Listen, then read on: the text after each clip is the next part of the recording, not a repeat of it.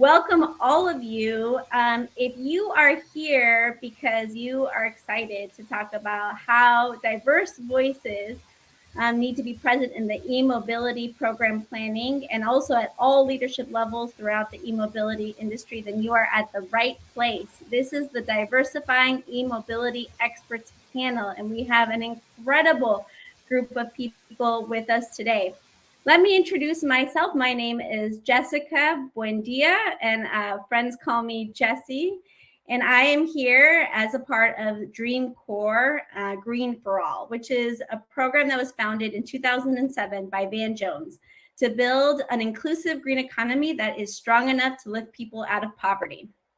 We work specifically to advocate for policies and programs that ensure that the clean economy will bring good jobs, better health, and real wealth to low-income communities and underserved communities. And so I'm very excited to be here at this panel. And again, welcoming the folks that are trickling in. We have some incredible experts across the e-mobility industry with us today. Reggie Humphrey, who is the Director of Diversity, Equity, and Inclusion Partnerships at General Motors, coming to us from Detroit. So if you could do a little, all right, there he is. We have Danielle Cherry Hoover from EV Noir, who is the project manager at EV Noir, whose mission is to both educate and connect diverse owners and operators of hybrids and electrical vehicles. And she's coming to us from Atlanta. And so if you wave your, all right. And then we have Darnell Johnson, who is the CEO and president of Urban Efficiency Group, a utility implementation contractor and community sustainability design firm, coming to us from Chicago. And so I definitely want to give each of you an opportunity to be able to share your story and tell us how you got into the EV mobility industry and why you're passionate about the work that you do. And I'm going to start with Reggie. So handing it over to you, Reggie. Thank you, Jesse. So I'm just privileged to be here. Been with General Motors for 26 years in a myriad of roles, from manufacturing to order fulfillment, purchasing, supply chain logistics, and now leading DEI partnerships within our HR organization. And I'm just excited because as GM has fully committed to making this world a better place and committed to being an all-electric automotive mobility solutions company, by 2035, with our entire platforms being converted to all electric vehicles. It's exciting. Today, President of the United States is actually at Factory Zero here in Detroit to see, right, what we're doing. I think it's very special. It's a bold commitment by our CEO and chair, Mary Barra, and our leadership team to make sure that we have a better world of zero crashes, zero congestion, and zero emissions. And I'm just excited to be a part of this, to be partners with EV Noir through our Justice and Inclusion Fund is a huge win for us, because what ultimately, we want to become the most inclusive company in the world. And a part of that is ensuring that our Black and brown communities don't get left behind in an all electric future. And that's everything from workforce to our consumers. And it's obviously making sure that the technologies that we bring to our consumers are actually coming from a diverse supply base. So there's a lot of connecting points here about going to an all electric future. And we're just excited to be not only a part of this day, but a part of a future that's going to make the world better. So thank you for having me. Thank you, Reggie. And Danielle. Thank you so much, Jessica. And thank you to all of you who not only attended the conference, but are within the panel. So my name is Danielle Cherry Hoover, again with EV Noir, and I identify as she, her, hers. And for those maybe ADA inclined, I have a black dress on and wearing glasses today. So again, welcome. I got into the EV space and of course with EV Noir for a couple of reasons. I definitely believe in the mission and vision of EV Noir, biasly so. However, sometimes you have to build a table to have a seat at a table, and identifying and understanding the benefits of an electric life or an EV friendly life and the detriment to those families, especially Black and brown communities, of basically the standard course. So my mission, my personal mission in life is to live a life, to leave a legacy. And what that means just clean air and a future for our children's children. And with that becomes a myriad of benefits, socioeconomical benefits, health benefits, bridging that gap with the disparities, and transportation and human rights and civil rights walk a very tight parallel. And a lot of those things that we're doing within EV Noir, I'm very proud of, even if it's just as simple as having a conversation and doing things like we do today. So I'm very happy to be a part of the panel. Thank you so much, Danielle. Darnell?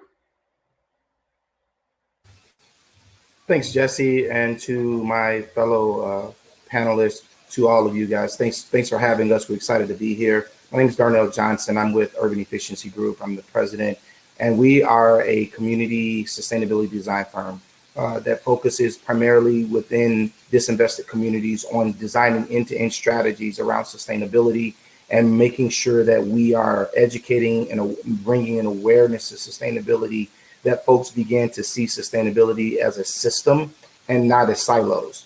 And so within that systemic, approach to sustainability, there is an aspect called resource regeneration, which is where our interests around EV, renewable energy, all of those different interests lie.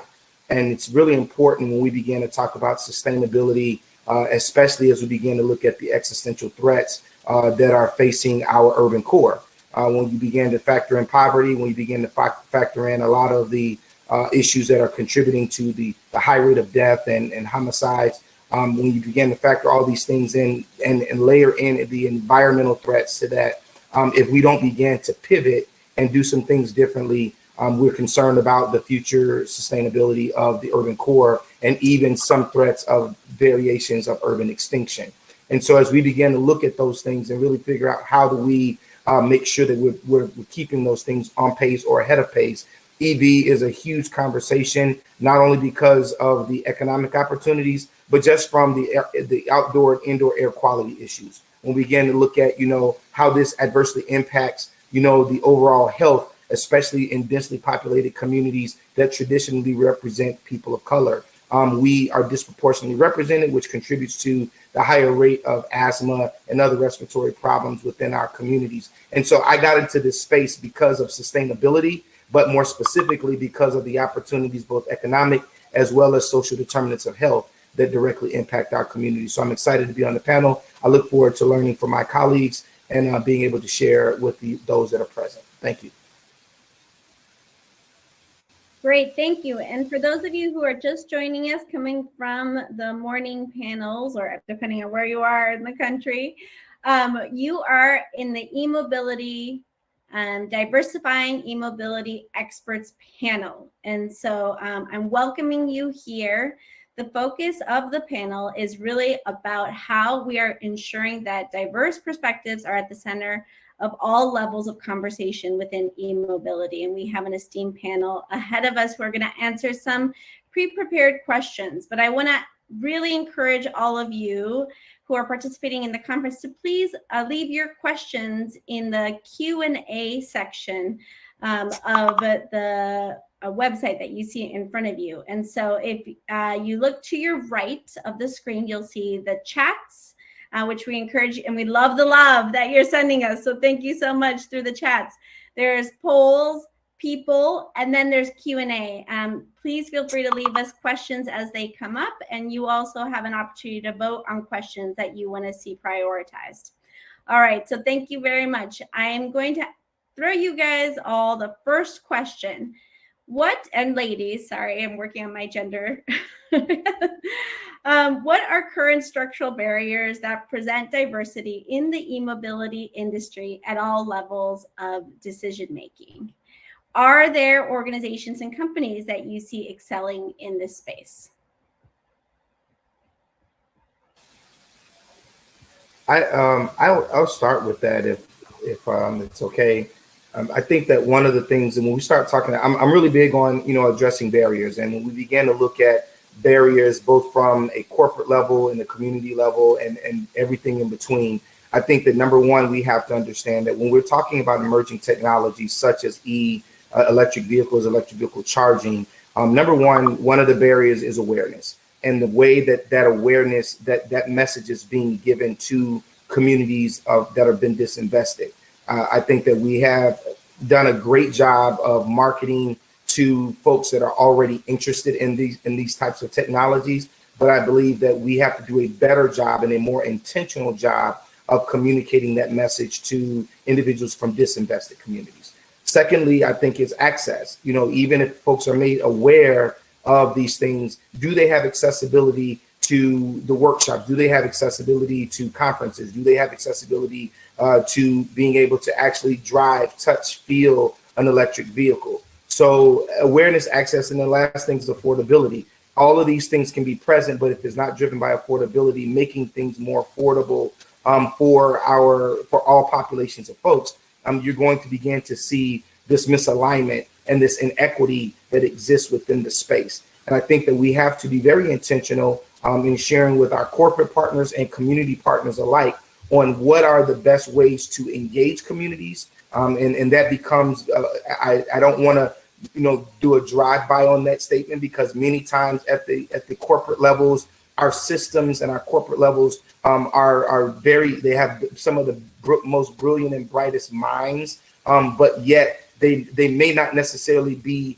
as well versed in engaging communities of color and disinvested communities in a way that is not offensive and that is not projecting on them. And I think that there's a lot to be said on how we engage these communities to make these communities feel wanted, to make them feel inclusive, and to make them feel that they don't have to be demoralized or be dehumanized in the process. One of the things that our firm is really big on is procedural justice. And so how do we make sure that we are achieving these goals is by looking through the lens and applying the lens of procedural justice, which says everyone that will be impacted by the decisions that are being made should be brought to the table, included in the conversation, and their voices influence and inform the decisions that are made prior to allocations and decisions being made. And oftentimes, more times than I would like to give acknowledgments to, we see that happening in reverse. All of the decisions have been made, all of the resources have been allocated, and then we want to go and tell these communities what we have for them. And that is very offensive, and it's very much projecting. And I don't think that that's always necessarily the intention, but getting the folks in the room that understand, that can act as corridors and connectors to these communities that already have established credibility in these communities are the folks that should be at the table, helping to guide and navigate these discussions so that we don't keep making these same critical missteps as we try to engage communities and get information out. Thank you, Darnell. And to the extent that co-sign everything you said, and also, would love to hear, are there organizations and companies that you know of or that might be on the panel today that are excelling in this area? I can chime in there, Jessica, and I absolutely echo Darnell, a lot of your sentiments. Why not ask the communities whom you are serving the questions that are needed? If there is not a mirror lens, how can you identify or even communicate with someone effectively? So again, I work with and for EV Noir. There's an organization, our 501c3 EV Hybrid Noir. It's made up of EV enthusiasts. So what's the best word of mouth in many communities the best form of communication in many communities is word of mouth. So if I see someone who looks like me, or from someone we talked to earlier, we were chit-chatting from the Midwest, I'm going to lean into what I see and know. And if there is no mirror within the industry, it is hard to lean on and many times understand who's communicating to you or speaking at you. And so a lot of that happens with a conversation, and optics absolutely matter. Side note, prior to me working in the transportation space, I worked in professional baseball. So I worked for a team, Major League Baseball team, one of one in many of a room. And when it was time for DEI conversations, then you want to ask a question. I do not represent all Black women with curly hair and glasses today. I speak for me, and optics absolutely matter. There are some folks in this space, and again, I'm very proud of everyone who has joined the panel, wisely so, GM, even Uber. A lot of people may think, why are they joining? If there's work to be done, why not hold someone's feet to the fire who's willing to stand on the line and willing to make change and have those conversations? There are a ton of organizations, FAHI is one of them as well, they're on a panel, I believe later this afternoon, if memory serves, or tomorrow, I do apologize, but Fahey and Mr. King, who is head over that organization on the local level within the Western Plains states, working with tribal lands. That is a huge and widely important. Those who are on the front line need to be in the front of the line. Those who want, those who can advocate should advocate. So there are a ton of partners that we've had, even on the utility side, who are doing a great job of even saying, hey, we don't have it. So who can we go to ask the question? Partnering with companies such as Dominion, PEPCO, BGE. They at least internally say we may need to talk to people. And then asking the follow-up question, hey, here's our social media post. Well, if you're talking to a Black and Brown community, why isn't there a Black and Brown person in the photo? How can someone relate if the optics don't work? So there are a ton of folks who are on the panel, and I encourage all of you who are listening and out there, take a look of and look up who the speakers are, and look up where they're doing. But there are a ton who are on the regional level, such as obviously partnering with Forth, a GM, Toyota, changing optics, Fahey on the local level, EVgo, charging infrastructure stations. So please, I encourage everyone, take a look at the panelists and do your own due diligence. Thanks so much, Danielle. Yeah, and it seems like we have a lot of implementers who are here today who really are trying to come out of this panel today, but also the conference as a whole, with tangible strategies that they can take home and best practices. And so I'm wondering, are there any other strategies besides the ones that have been mentioned so far that people have deployed, especially in areas where an inequity has already happened and we're trying to reverse it?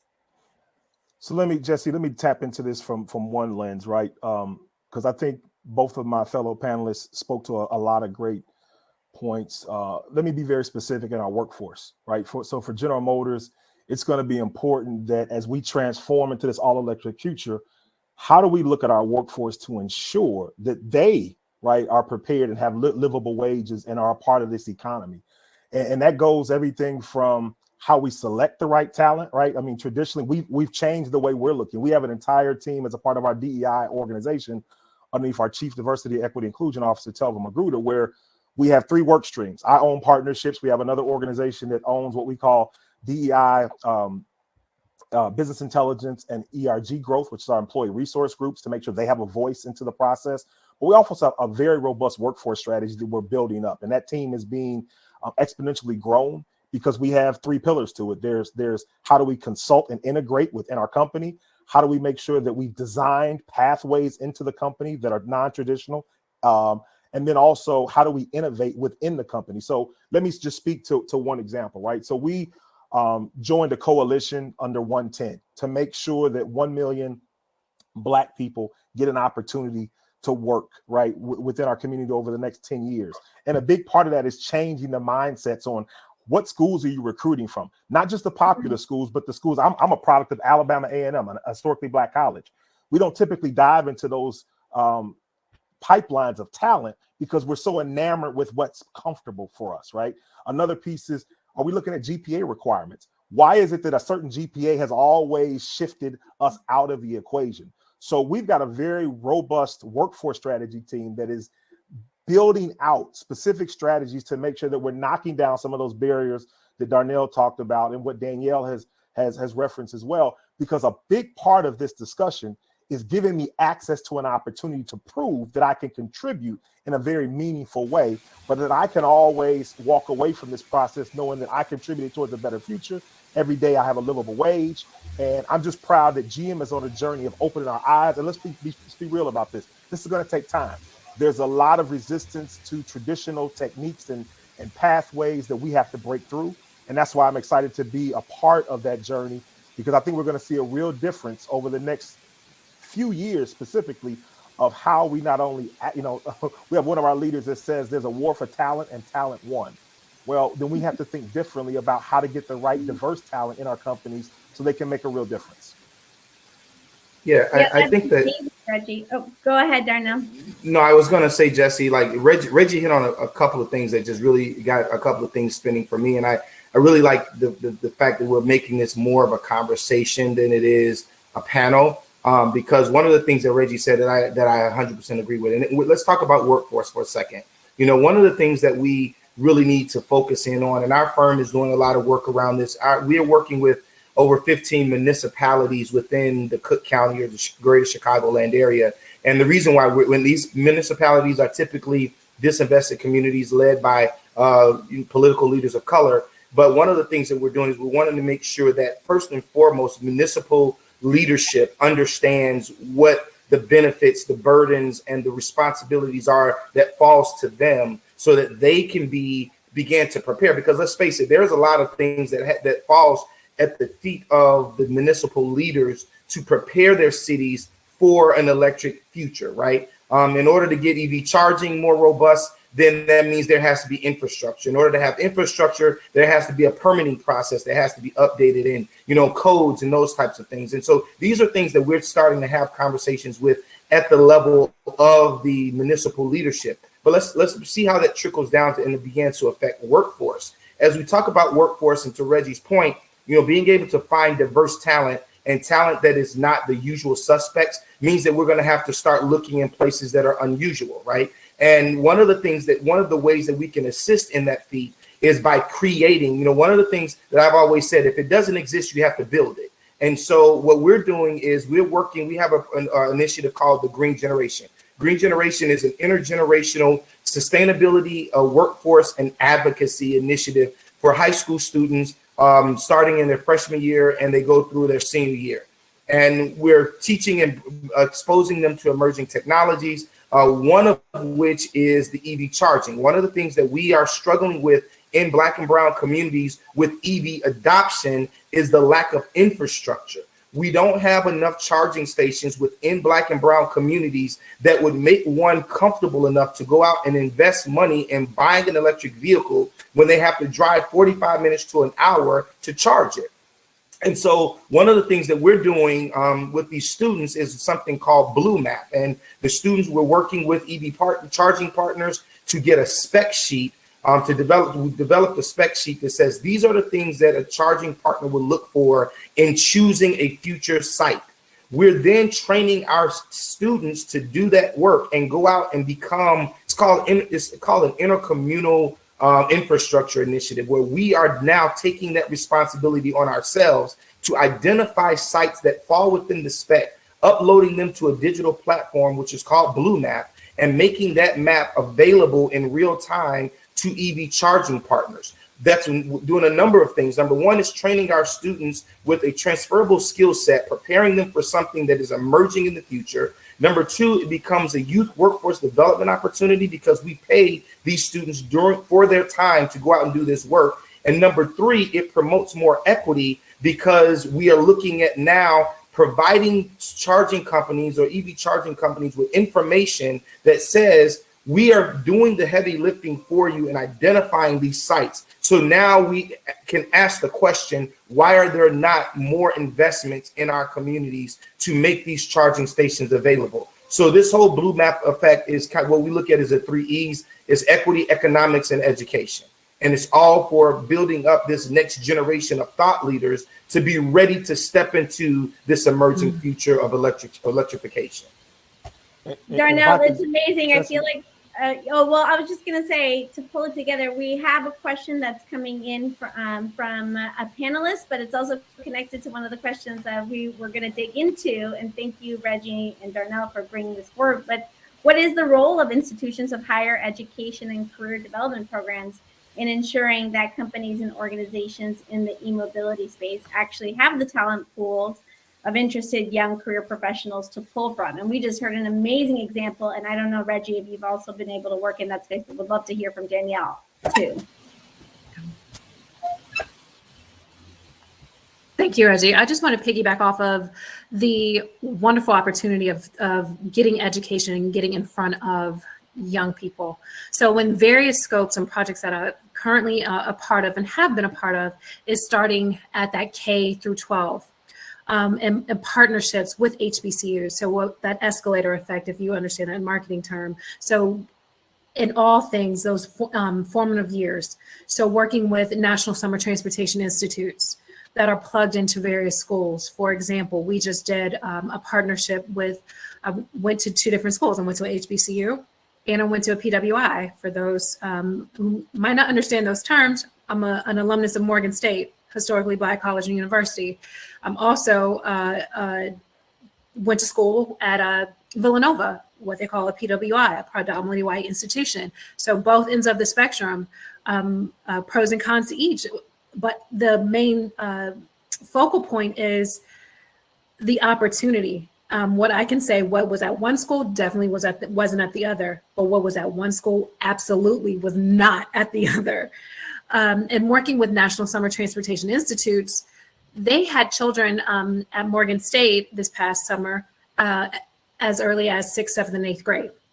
So we're talking about some of the things that you just mentioned, Darnell. Can an EV be my first car? Absolutely.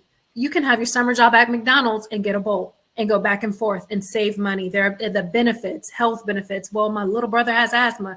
Guess what? You can help with that by living and introducing these opportunities of electrification to your friends.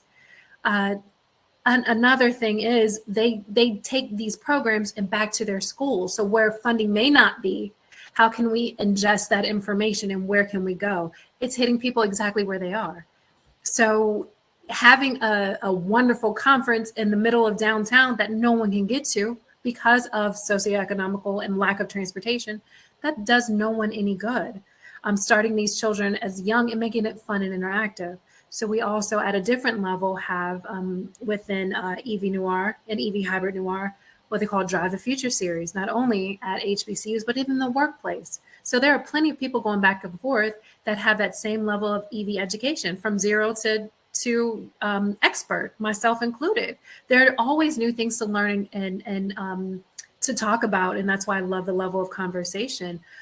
So starting people when they're young and then bridging those gaps with other resources. For example, having things at the schools, partnering with HBCUs and having Drive the Future, making it fun and interactive, having a DJ there, having people who they can relate to, such as for example, a Pharrell who's very ingrained in electrification and EV space, but also makes amazing music. So having a DJ, cars, Ask an EV Owner events. Those are a lot of things that we've done with an EV Noir that not only are fun and innovative, but are opportunities for data collection, talking and getting information, doing landscape analysis, all wrapped up into something that's fun where people can, this is of course pre-pandemic, touch, feel, see, ask an owner who looks like me about their cool car, from Teslas to Bolts, and the various economic ranges of educating someone about a vehicle.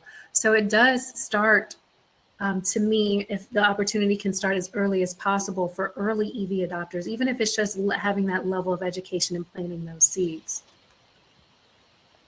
And I guess let me just kind of close this one out with kind of where my head is at. So but prior to this role, I had the privilege of leading supplier diversity. And a big part of this journey of e-mobility is where will our, going back to even what Darnell talked about and coupling that with Danielle, I want to see this next generation, these kids who are learning STEM. I want them to think about not just trying to get a job, but creating jobs. I want to see this next generation understand that whether it's infrastructure from the charging stations to the parts, the services, the maintenance, the installation, our dealerships, our engineering capabilities that we're going to need for parts and components and subsystems that make up these battery, and for us, the Ultify platform. There's so many opportunities and so many different work streams that we have to prepare our young folks for, that I'm just really excited, because it's an opportunity that typically, again, I go back to what Darnell said earlier, if you are not aware of it, if you don't understand what the roadmap, the technology roadmap looks like, then you don't know where you can fit in and participate.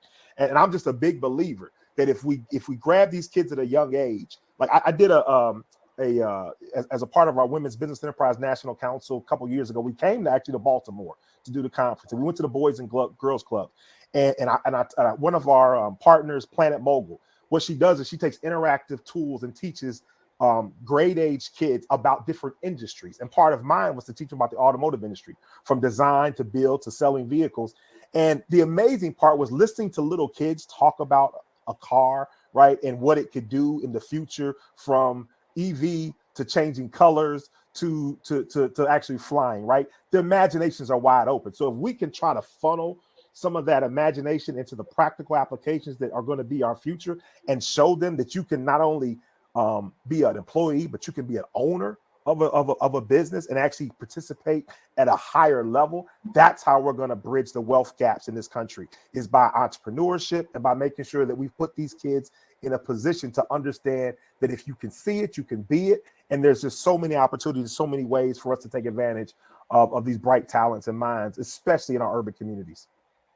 You know, if we were together, you'd hear the snapping. Thank you, Reggie. Absolutely. I mean, the passion absolutely shows, you know, and I think your deep commitment to the next generation, both from a climate perspective, but also around wealth creation, and how important those two coming together is critically part of the solution.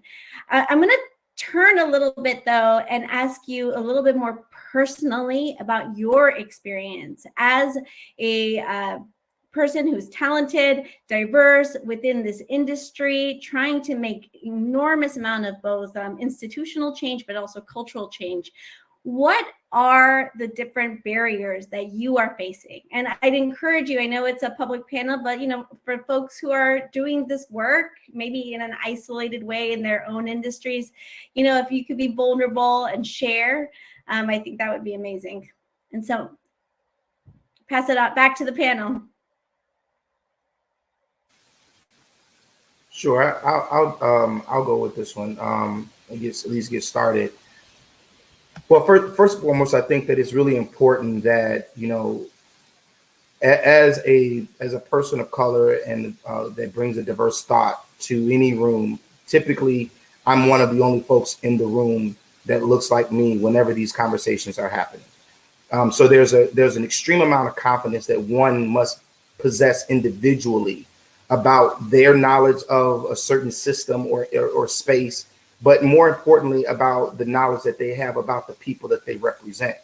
And so when we began to express the feelings and the sentiments that are reflective more broadly throughout the fabrics of disinvested communities, the first barrier is that there is a more times than not, there is a very obvious disinterest in having diversity of thought if it requires there to be a pivot from what they know to be their comfort zone.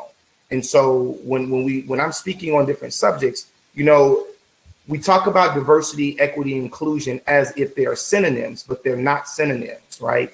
You know, you can be diverse and not be equitable. You can be inclusive and not be equitable, but you cannot be equitable and not be diverse and inclusive, right? And so many times what I see is that we have corporations that want to be diverse in a posturing mode only. We want people in the room that look differently, but we don't want to include the thoughts and the experiences that they bring along from that diverse background in our planning, right? And that's a huge disconnect. That's what I call corporate posturing.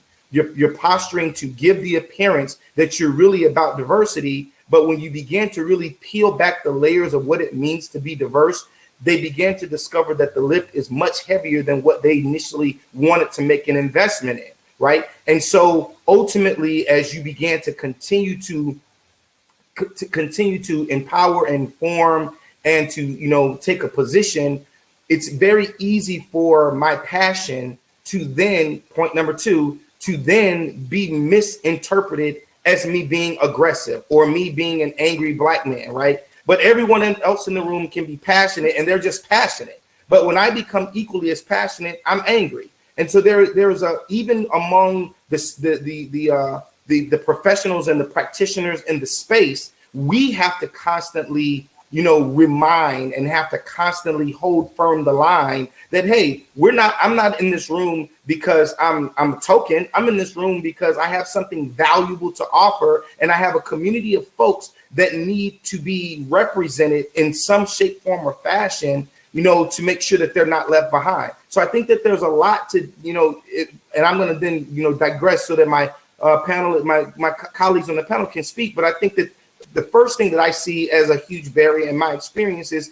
is that there must be an internal look within corporations at what they're doing, their policies and their practices, and really come to grips with how committed are they to pivoting and turning the corner on equity and diversity and inclusion. That starts with looking at one's own self. Systems don't run themselves. People run systems. So if I don't look at myself and begin to identify my own implicit biases and my own disconnections and my areas of inequity, there's no way that I can flag it when I'm sitting in a boardroom among my peers to say that's inequitable, right? It begins with one's own self, then it begins with the system, and then you can begin to affect the society and the communities that we're targeted to serve. So I digress. No, Darnell, I mean, let me just piggyback right there, right? So, because I want to take this on, because this is, again, it's a patient process and the resistance is real. I mean, let's be very candid about this. We often talk about the fact that when you talk about DEI, right, that's in my title and all that good stuff, you lead with inclusion. Diversity will stick, right? By definition, inclusion is our behaviors, right? It became one of our GM behaviors, one of 8, right? Along with winning with integrity and looking ahead and being bold. But let's start with our behaviors, right? That's the inclusion. By definition, equity is a fair and impartial process. So let's check ourselves, right? On how, now we know how we act. Now let's look at what the processes dictate we do.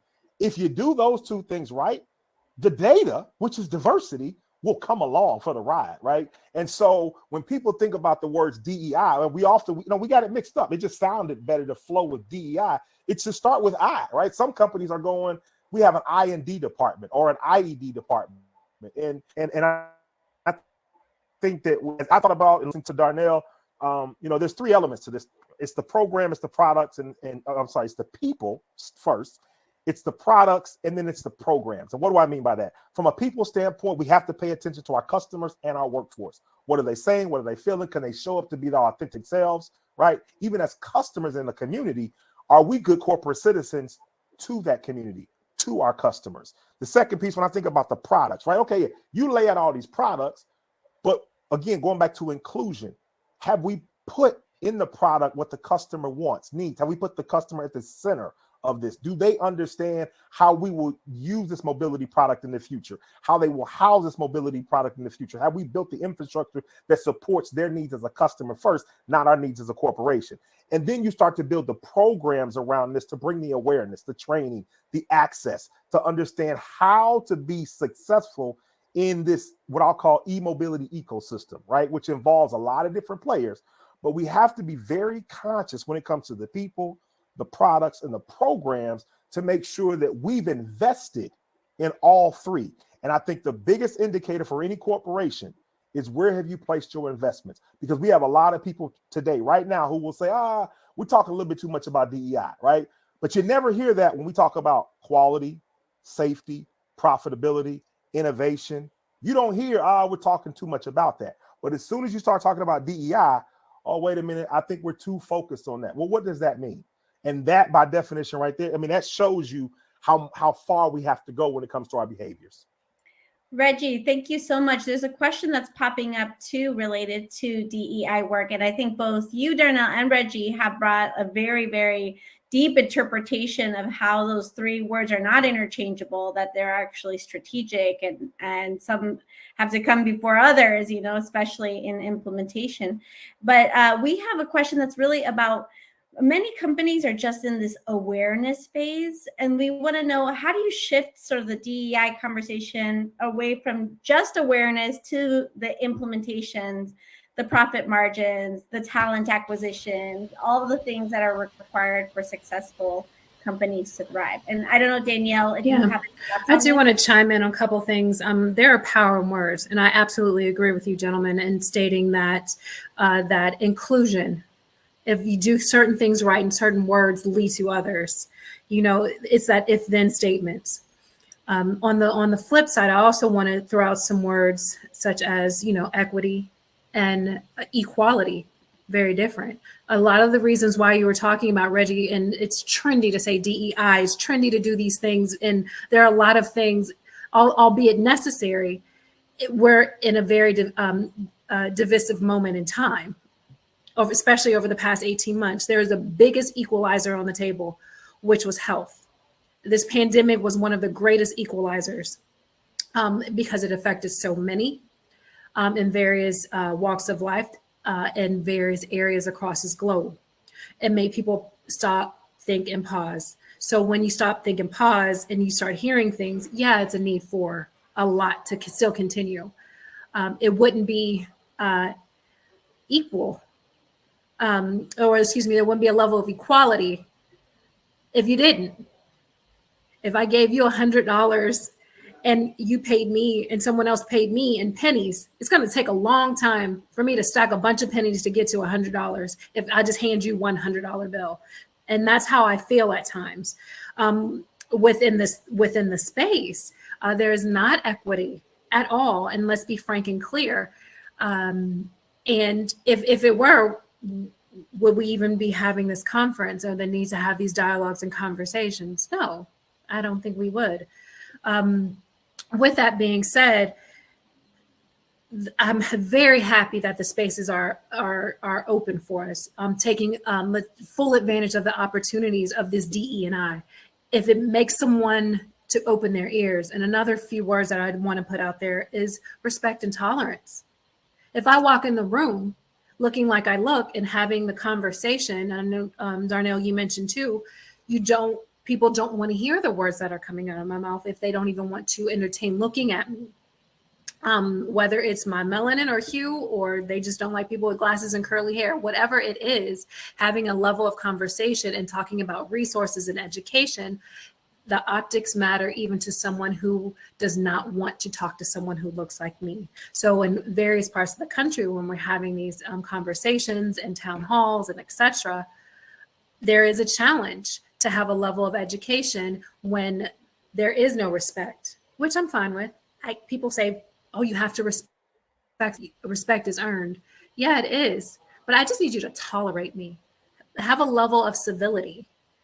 Even if you do not care for me, whether it's me, Danielle, who is black with curly hair and glasses, or if it's me, Danielle, who is a woman and identifies with she, her, hers, whatever it is, let's have a level of civility. How can we do that and still educate? And I think we absolutely can, and still be effective. So the conversation is necessary. And for those, as far as awareness, the dialogue is necessary, and holding people's feet to the fire and having those uncomfortable conversations, I think are needed to be had and should be continue to be had. And yes, though after awareness within corporate America, diversity and inclusion leads to benefits. And there are big economic benefits if you do all of those things right, for the simple fact that it's efficient. I'm a firm believer in a Kaizen theory, meaning there is efficient ways and systems. There's that straight line.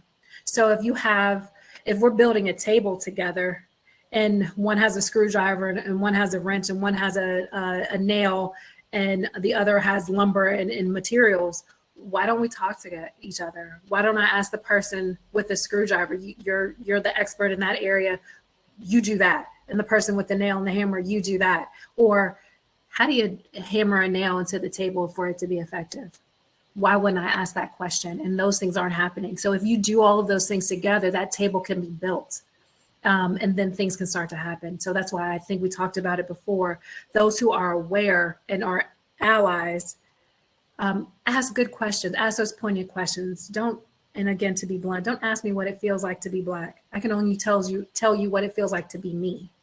But the data with inclusion and asking multiple people, surveying, and not even asking people questions to ask questions, asking the right questions. So when we do these transportation studies and when we do these education, it's in various forms, and the questions and the conversations are poignant.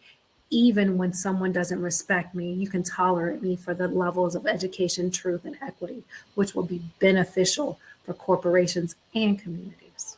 I love that. Another Yeah, for sure. And Jesse, if I could just tap into one statement. You said moving from awareness to implementation. I have one word for you: consequences. Until corporations feel the consequences of their inaction or their lack of inclusion, they won't change. Like any kid that we train up as a child in a way they should go, right?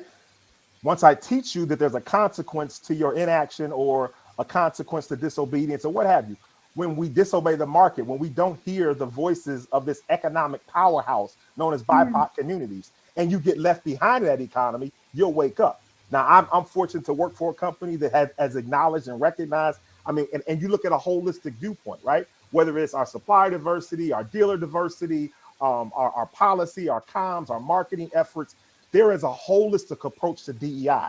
And again, that goes back to respecting people. That goes back to putting the customer at the center of everything you do.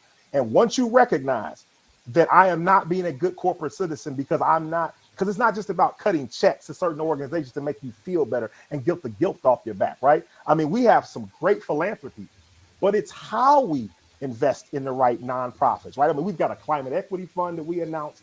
We've got a justice and inclusion fund, but it wasn't just those two things.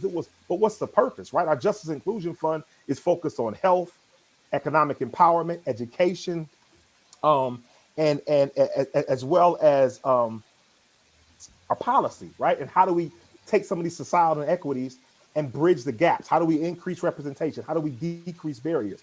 But that's putting our money where our mouth is at. Then you come on the other side and you say, okay, so as a customer, what do you expect from me? Before you buy my product, will you check me on what I've done in your community, right? Will you ask me how many diverse suppliers are a part of your supply chain? Will you ask me how many diverse dealers do you have that I can go buy an EV product from?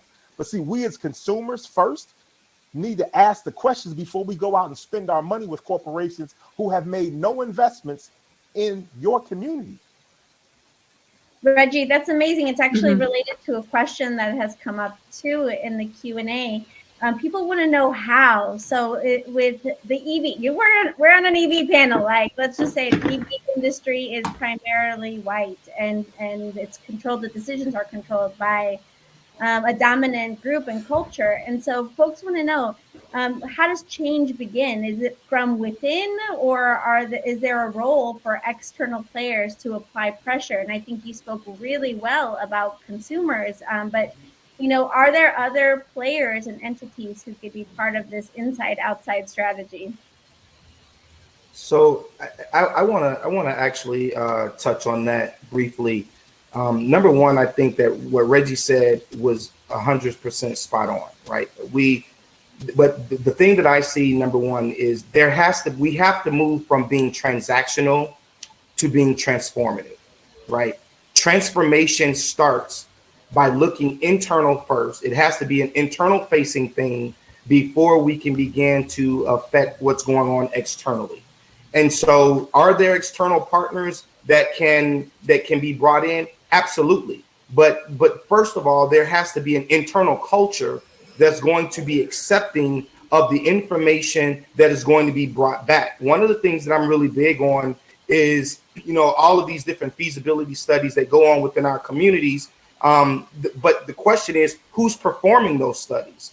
And where does the information live once the study is completed, right? We need to move from being just about feasibility and start doing some true examinations of what's going on within these communities so that we can understand, hey, these are the folks that are present, willing, capable, and able to perform a subset of things. And these are the gaps. And how do we fill those gaps in, right? But if you're not bringing in firms that specialize in these types of equity evaluations and these equity assessments on communities that look like the communities that they're in, they're not going to ask the right questions, and we're going to continue to get the same watered down results, right? So then you bring that watered down result in, to an internal group in a corporation, and they say, well, based upon this report, we don't have very much work to do. But that's because of the study that's been performed. We have to start asking the question, who are we bringing in to perform these various studies? The information has to be then entrusted with the internal leadership group that is willing to make the tough decisions, that's willing to look at themselves critically and say, we need to start being more transformative. The question that came in before this last question, and no shade or disrespect for the person who posed the question, because we're here in a learning environment. But many times we're ready to move past awareness, because awareness is the place where we become cognitive of the things that we are not doing that great and the things that we are excelling in. And let's be honest, a lot of times corporations that are, that already feel that they're doing a good job don't want to be told that they're not doing a good job. So awareness is one of those things that we do a drive-by on. But we have to really begin to be intentional about the internal, inward-facing, assessments that we're doing on our corporations and asking the tough questions. And Reggie said, GM has already kind of been through that phase, but unfortunately, the lion's share of our major corporations have not been. They have not gone through that difficult time to say we are not doing everything that we should do and everything that we could do to be more equitable. And so therefore they continue with transactional things, putting money in the community, but not asking who is the best, recipient of those funds. So now, but then when you look at, and I'll even go as far as, and I don't want to dominate this, but I'm very passionate about this, because even when we began to look at the resources that are going into communities, and I'm going to pivot for 1 second from EV, and I'm going to look at just from energy efficiency. When you look at the utilities and the energy efficiency services that are being placed back into disinvested communities, it's disproportionately represented in comparison to when you look at more affluent communities, right? And so when we began to talk about that and bring that before the utilities' attention, they immediately become offended by the fact that you're challenging what's being currently done versus what should be done. And so I think that there is a lot to be said around, okay, are there external partners? Yeah, you can bring external people in, but if the internal people who are making the decisions are not open and embracive to the things that they're going to be told, then bringing someone in from the outside does you no good. The true transformation starts internally. How do we begin to affect the internal leadership structure and begin to ask the tough questions and began to pivot off the dime and move in a more progressive and equitable direction so that we can accomplish some of these larger goals? I quickly want to chime in, Jessica, for 1 second. The how, I absolutely agree with you, Reggie. It's internal. So it is asking the consumer, asking the questions. It is the gathering together. It is a coming up together. And how do we best do that? And I think that's with us within the minority. And I put that air quotes in very purposely, because the minority is the majority. Let's be clear. Black and brown populace. So if we come together as a collective, and again, that's why I like the EV hybrid noir, you have 3,000 plus people that you can ask a question to, and then say, hey, company X, this is what these 3,000 people say and are in agreement to. And let's sign a coalition and let's talk to the city council person, the Congress, the Senate. This is what we do. Let's put policy in place. And that holds people's feet to the fire. So why do I need to wait till 2040 so I can breathe better? I can't breathe now, literally and figuratively, with a lot of things that are going on. What can we do today? Because my tomorrow may not be promised in a lot of communities. So it's just gathering together and asking the right questions to the right people. So Darnell, you made a great point. Why bring out other external companies or people to do things that we within our community, or we within the EV community or Black and brown community, can ask the right questions? So you can say, oh, the rezoning and districting is great, and just because the trucks come down this corridor, it's fine, nobody cares. Well, you had your 2 town hall meetings and open houses on Wednesday night There are 15 churches in this small community of 5,000, and you asked 5 people, and 5 people said yes. Well, yeah, the percentages are right. Again, equality and equity. No, why did you have it on a Wednesday night? If anyone is of faith within a community, grandma, big mom, mother of the church, and deacon so-and-so is at Bible study. So optics absolutely matter. So doing the right thing for the right reasons can get positive change. So as I mentioned early, when we first started, civil rights and human rights run parallel to transportation. Should we go back in the 60s and early 70s, we're talking about bus boycotts, economic change. There was a coming together before Facebook, before I was alive, before Twitter. People came together to just try to get to work.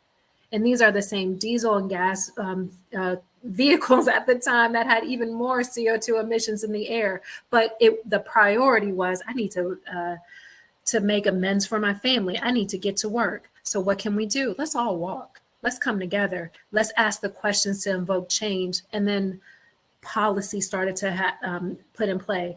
We can do this at an even more accelerated rate if there is a coming together, asking of the right questions, and holding people's feet to the fire. And that can implement change more quickly on a grassroots level, up on a basically, I say a climb up versus a trickle down. I can't wait till 2040. Mm-hmm. I may need to do other things at that point. If I were to wait for change, it will never come. And Danielle, we have 4 more minutes left, and I want to give each of you a minute to provide a closing comment. There is a question that we didn't get to, which was, maybe one piece of advice that you think from a game-changing perspective could shift equity from a talking point into an actual implementation and action. And so as you guys think about that and noodle on what you're going to say, I just want to thank everyone for coming to the panel today. And again, thank our esteemed panelists for this incredibly valuable and important conversation. It's critical right now as we are looking at combating climate change, but also building a green economy that's inclusive for all. We have a bipartisan infrastructure bill that just got put into law. We're looking for a vote later this week on Build Back Better. And so these might be billions of dollars of investments in our communities that could really unlock and create potential for the communities that we come from, and are able to help really advance, a critical civil rights issue around racial justice, even gender justice, climate justice, and make us more globally competitive. So I'd love to just pivot this to maybe Reggie, if you could just start off with closing us out. What is that one thing that, this panel should really take away? If we're going to drive true DEI, it comes down to customers, competition, compliance, and culture. And you wrap that all up in consequences. If you understand your customer and you listen to them, if you understand the competition and where they're going and where you not got to get ahead of them, if you understand the compliance will drive a difference in behaviors, and then you wrap that up in culture, which is our actual intentional and deliberate actions, then you'll have good consequences. Consequences is a word, doesn't have to be bad. Make your dollars count. Invest, buy from the companies who have your back. Amazing. Danielle? Don't be afraid to build a table while you're waiting for the seat. Implementation can happen right away. EV Noir and EV Hybrid Noir are prime examples of that level of not waiting. A co-founder, Dr. Shelley Francis and Terry Travis, are amazing because they took a vision and a passion and had a coming together. And we're here at a 2-day conference to further the agendas and policy of equity. So day one starts at day one at various levels. And again, it's okay to be confrontational. I agree with you, Reggie. But being ready, not only with questions if you don't know, and ready to implement change, and having a coming together, your resource tools, a plan, a level of policy, and ready to enact. So when that table or that chair is offered to you, you know what to do and you have a game plan and ready to go. And if it's not, that table over here that you built will eventually become a village. So it starts at some point, and day one is your day one. Thank you. And Darnell, close us out. Well, thank you. There's a lot to be learned and to be discovered from things that have happened in our past. And I think Special Field Order number 15 is at top of mind for me. Special Field Order number 15 was what we know as 40 acres and a mule, where General Sherman went, after the Emancipation Proclamation, he wanted to give land to all of the freed slaves. And he went but the way that he went about it was he spoke to all of the Black pastors of that day, because he recognized them as being the leaders, he recognized them as being the influencers, and he recognized them as being the portal to the broader community of folks that would be impacted by those decisions. And I think that we could take a lot away from that, an understanding that when we want to impact communities in a sustainable way, we need to identify who the leaders are, who the gatekeepers are, where the portals to gain access to those folks and those communities that we want to ultimately impact. Ultimately, understanding as a last thought is that the folks that are closest to the problem are also closest to the solutions. Thank you. And thank you, everyone. And please enjoy the rest of your conference. Thank you, everyone. Thank you.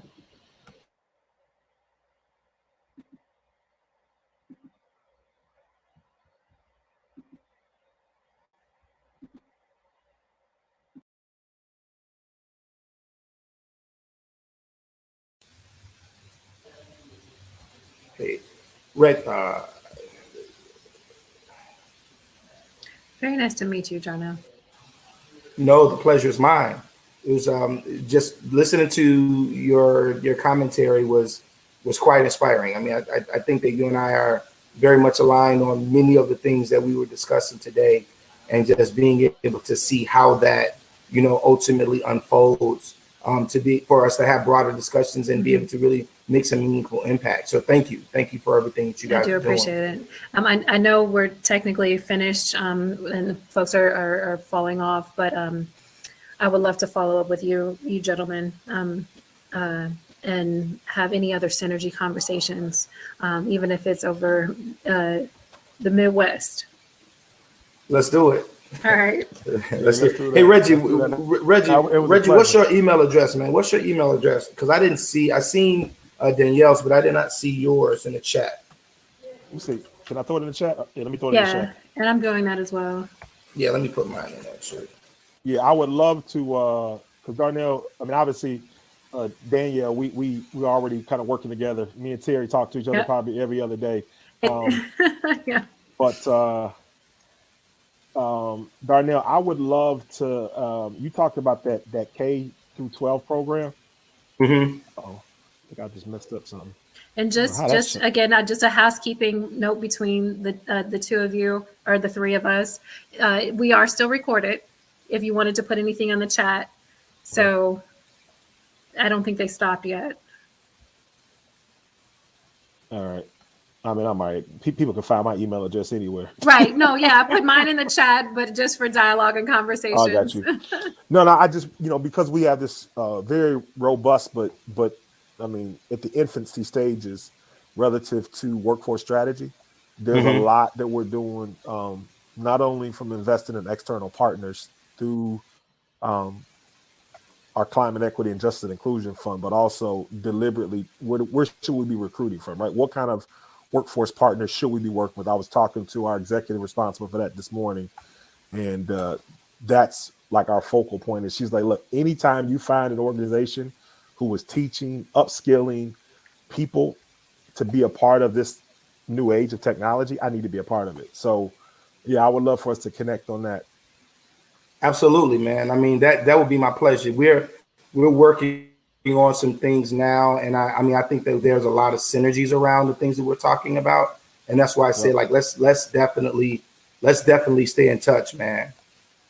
For sure. Matter of fact, I'm gonna drop you an email right now, because if I don't do it right now, I'm gonna mess around and get caught up in my day, And next thing I know, I'm like, oh man, I was supposed to connect. I totally understand, man. I totally understand.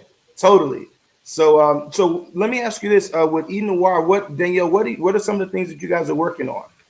Yeah, so right now I'm personally touching what we call the Mid-Atlantic Electrification Project. So that's within DC, Maryland, Virginia, West Virginia, and education and outreach. So Evie Noir is leading that with under the umbrella of the Department of Energy and Virginia Clean Cities. So that's where we did the in July, working with the National Summer Transportation Institutes, and then within the scope, hitting like various pillars. So K through 12, college, workforce, and communities. So a lot of what I'm saying is just, again, mission and vision within Evie Noir. It's like you said, those who's the liaison, who's the activist in the area, who's the mother of the church, who knows the gatekeepers and so and such lived on this block for years and can tell you the ins and outs, and who can have that key informant interview. Also, another project is Dominion Smart Charging Infrastructure Program, their SKIP program. And for those who may still be listening or not, there's a rebate out there. So doing the education on that, it's a lot of social media right now. But the Dominion SKIP campaign, there's still workforce rebates out there. So people can, small businesses to large companies, as people are coming back to in-person workforce. And a lot of folks were working remotely. Another area is where, for example, talking about diversity and things that like if you ask your own employees if they may live in an area where there is no charging infrastructure, and if the only time I can charge my vehicle is when I go to work, then I'm more likely to potentially get the bulk that I can afford for our family, and charge it back and forth. Or within the Mid-Atlantic Electrification Project, figuring out where these charging infrastructure should go and actually putting them in place with like EVgo, for example, and Blink charging stations. Because if you live, let's be real, if you live in the projects, where are you going to charge your car? Or if you have a Tesla, there's some charging stations here and there, but what if you don't? Yeah. Who has an hour and a half to 2 hours to charge in a sketchy area or somewhere that's unsafe, or that's already 40 minutes away from where you live? Right. And y'all keep a name in y'all's back pocket, Dunamis Energy. So there's a black woman here that I know very well. She has a company. Her name is Natalie King, and she's actually setting up a manufacturing operation. She owns her own intellectual property, has for EV charging stations. So I connected her with Terry a while back. Okay. I'm helping her with a couple different areas, but she's going to have that plant. She's already inked her deal to build these charging stations in Detroit. In Detroit, you said? Yeah, in Detroit. Hightower Petroleum also has a division called Hightower Energy. So he's really focused. He already has partnerships with, I think, EVgo and a couple others. So he's all about the service and install. Mm-hmm. So I'm trying to make sure that, again, our communities don't get left behind. Even if you're especially multi-dwelling units. Absolutely. If you just have a row of charging, right? It's like you can. Yeah, one of the easiest things, especially when you start looking at a lot of this new construction that's going on within our communities, if they future-proof those buildings, while they're building the construction, is pennies on the dollar. Right. But if you have to go back in later and retrofit it, because one of the things that I had to, share, like I said, I work with over 15 mayors. We have a town hall meeting tonight on EV awareness for one of the municipalities that I'm working with, our firm is working with. And so one of the things that I had to get her to understand was, she was like, well, we're building this new, senior development and a multifamily building. But I was like, well, where's the EV charger? Right. Well, no one in the building has an electric vehicle. Today they don't. Today. But, but in the future, they will be. Exactly. When flat screens first came out, we didn't have them. But now you don't go in a house and there's not a flat screen. And it's going to happen so quickly. Like, Darnell, now that, the floodgates are about to open. Yep. And you already built this multi-million-dollar infrastructure building or this senior dwelling, And now efficiency, if you ask the right question to the right person, or if you open your mind to other possibilities, you don't have to go back and spend more. You don't have to do another study. And then now, and right now, and these transportation studies, happen about every 5 years, but they're, especially here in the metropolitan Atlanta area, I've done probably like 5 in the past 6 years. And there's AEV is not in there. Like heavy rail to Stonecrest is not going to be in your lifetime. Right. Why not put in things that will happen more immediately for way less? And here's what I'm afraid of, y'all. Point blank. And I know we're still recording, so I'll probably get in trouble. Y'all, we just saw how the cannabis industry flipped on its head. And we were not a part of that economy. I didn't choose to be, don't want to be. But that's a personal choice. But right. But in this economy of an EV future. What are you talking about? Products, people, what are your other P's? Products, people, and programs, right? Yeah. Well, people, right? Products and the programs. Because if we are not a part of this supply chain, if we're not a part of this ecosystem, oh my goodness, it's over. All right, I gotta go. I gotta get to another meeting. It's been a pleasure. I hope. Oh man, still going. Great. Yeah. Oh, I think they're kicking us out the virtual room. They are. I think so. Appreciate y'all. Right. It was thanks a lot. I appreciate it. Know y'all. Have a good honor was mine, man. Let's talk soon. All right, take care. Bye bye.